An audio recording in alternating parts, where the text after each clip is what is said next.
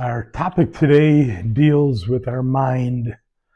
Mind is a powerful thing that really affects many aspects of our health and well-being.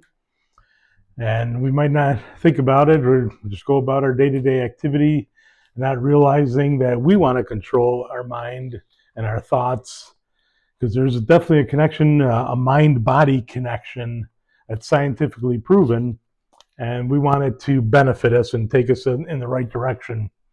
Makes me think of a song by John Mellencamp where he says in the chorus, I believe, what you believe about yourself, it all comes true. So a lot of times we might play the victim. We might think that everything's happening to us and that we don't have much control. But a lot of it's our own thoughts and how we look at things, how we think about things. And it might not be our fault. We're not saying that it's our fault, but it could be our upbringing, our family atmosphere that we were born in. Maybe our parents were caught in this trap of negative thinking, and that's passed on to us where we're affected by it.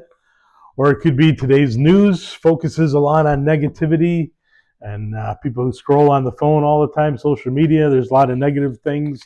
So we could get a lot of negative thoughts in our head, and they're not going to end well as far as our well-being, our health, not just mentally, but there's physical outcomes. As I said, there's a mind-body connection. It's really where our thoughts and stress and feelings, they can directly impact our health, our immune system, our heart rate, our digestion. And then on the reverse side, it can have a positive effect by having positive mental state.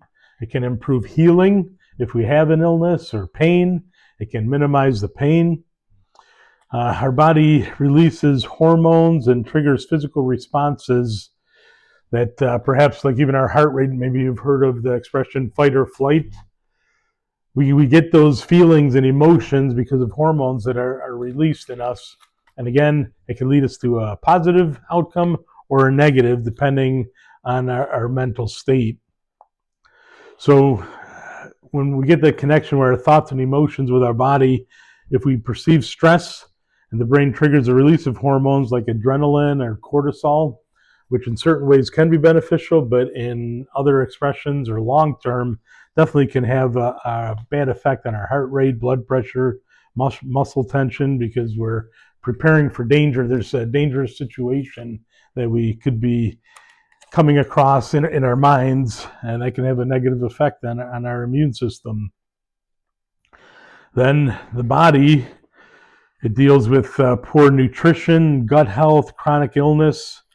All these things can worsen our anxiety and depression, even our cognitive function. So we see how the mind-body connection can go both ways, where our thoughts can affect our body, and on the reverse side, how we take care of our body or lack taking care of our body can have an effect on our emotions and such things as depression. So the connection is definitely there. Think of this situation. Maybe you've had some kind of deadline you've had to face even back in school, but maybe at work. And did you ever get a headache from stressing over it so much, having some kind of deadline, or even maybe a stomach ache? Maybe you end up in the bathroom. Shows there's definitely a connection or a correlation. Then on the reverse side, have you ever been happy? You're grateful for something that's happened in your life, and all of a sudden it gives you an optimistic viewpoint, and you feel better in general. Maybe you were even sick, or you had some kind of injury, illness, whatever it is, and you recover from it faster and better because you had a positive outlook and reaction to what's taking place in our life. So these triggers can happen at any time. Ways to strengthen that connection. We talk about mindfulness. It can calm our nervous system, and some of the things that can help us in that regard are deep breathing, we've talked about before, maybe even journaling, putting pen to paper. I think a lot of people in today's day and age with computers and phones and stuff don't realize how powerful it can be to just put your thoughts down on paper. And having a journal and writing out good things that you've enjoyed in life, that you're enjoying right now, that you look forward to, how it can give us a positive view for the future and help. Even when things aren't going the greatest, it might not alleviate all your anxieties and problems, but in the moment can help us get through the moment and maybe give us a little positive view that way. A healthy diet, we always talk about how vital a healthy diet is. If we're eating junk constantly, we can't expect our bodies to respond positively. And then, as we mentioned, if our body's struggling or suffering, it could manifest itself in anxieties and depression and further bad thoughts that are going to move us to take bad actions in our lives. And other therapies that people find calming or relaxing or helpful, like art and music. I just had a video recently dealing with music, and I don't know if you've ever had this. I've had this where at work where maybe I'm kind of stressed out or not happy with the work situation or something in life, and I'll play a whole bunch of songs that are very moving to me or meaningful to me. And after a little while, still have those stresses and anxieties in the background, but I feel way better. I feel calmer, and I feel way better just from listening to music. So there's a variety of things that we can try to do, and I guess being cognizant of it and aware and taking some action that will help us when it comes to those things. Digestive problems, we talked about the physical aspect of that. Some people can get IBS, irritable bowel syndrome. Even ulcers can spring from the anxieties and depression. And all of these things can come from our thoughts. So we talked about trying to being a positive person. How do you look at the world when you look even at your own situations, whether it's financial, family, what's going on in the world?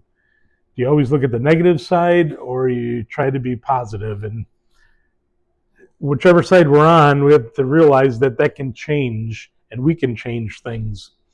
I think of a story I heard once from a speaker talking about two salesmen. They were shoe salesmen, and they were sent to these villages, and one went to a village and saw nobody wore shoes. And he came back to his supervisor and his boss and said, "Yeah, I don't think we're going to sell any shoes there. Nobody wears shoes. They go barefoot." The other fellow went to a village, same thing. Nobody was wearing shoes. And he came back and he says, "Man, the potential there, we could sell so many shoes. Nobody wears shoes. The potential is endless of what we can accomplish." So both went to the same place, same situation, and came back with two totally different mindsets. So it's good to ask ourselves, which one would we be? Would we be the person who came back and says, that ain't ever going to work, they don't wear shoes? Or would we see the potential, even have some enthusiasm, like, wow, this could be big for us because nobody wears shoes. We could sell millions of shoes or hundreds of shoes. So that's how we have to look at our lives and our situations of having a positive outlook. And there's many studies that have been taken about individuals who go in the hospital. They either have injury, some surgery, health issues. Individuals who have a positive outlook that they can overcome what they're dealing with many times get out of the hospital much quicker than those like, this never works out for me. I'm probably going to be in trouble. It's never going to work. Our thoughts are that powerful that they can affect us. I'm sure you've heard of the placebo effect, where individuals might be given medicine and others are given what they think is medicine, but it's really nothing. But their power of positive thinking affects them so much that they actually get better from whatever they were dealing with. So again, the mind is that powerful. We need to look at it in that light for ourselves. Another aspect that can help us in these areas is getting the proper amount of sleep. And it's hopefully not redundant or boring for you that we always bring up the 4 pillars of Healthspan: movement and exercise, sleep, proper diet, nutrition, as well as connection with our family and friends, and having a sense of purpose. All of these things play into every aspect of our life, and if we're focusing on those four aspects of Healthspan, those pillars or foundations, it's going to have a powerful positive influence on our thoughts. So sleep is one of those areas. If we're not getting enough sleep, it's very hard to have positive thinking, very hard to benefit from positive thinking, because we'll probably be making poor decisions based on tiredness, exhaustion, and again, different hormones that are released, different effects on our bodies from not getting proper sleep. And along with proper sleep is a regular schedule, not to have it all over the place, but trying to get to bed at around the same time every night, getting up around the same time, having that routine can have a powerful effect. Another aspect is trying not to get involved in alcohol and drugs. People do this and they may feel better at the moment, but it's not lasting, and many times that's going to actually accelerate poor health in other ways. It's going to manifest itself. Even something like smoking. People actually still smoke, which I find fascinating that that's happened. I know it's an addiction, but this article, I just wanted to share one thought from it with you. People with mental health conditions are more likely to smoke than those who do not have mental health conditions. So another reason, get our situation right. Also says among smokers, people with mental health conditions are more likely to smoke a greater number of cigarettes. So it's not only the smoking, but the grip that it's going to have on somebody. And one of the reasons is because people with depression have lower levels of the chemical dopamine, which I'm sure you've heard of. Dopamine influences positive feelings in our brain. Well, nicotine in cigarettes triggers the production of that chemical dopamine. So smoking may be used as a way to relieve symptoms of depression, but it's only a temporary relief. So that's where the addiction can easily come in, where we all want the dopamine hit, so to speak. And it comes in all different ways, but we're just talking about smoking and tobacco. So it's tobacco, alcohol abuse, drug abuse, all of these things, people find relief, and they can be addicting, so it's hard for them to break that cycle, but none of those are good for health span and longevity. So we want to put other practices into place for trying to get our health in order, and specifically our mental health, and having a positive attitude. And when we have good mental health, it affects our behaviors and choices.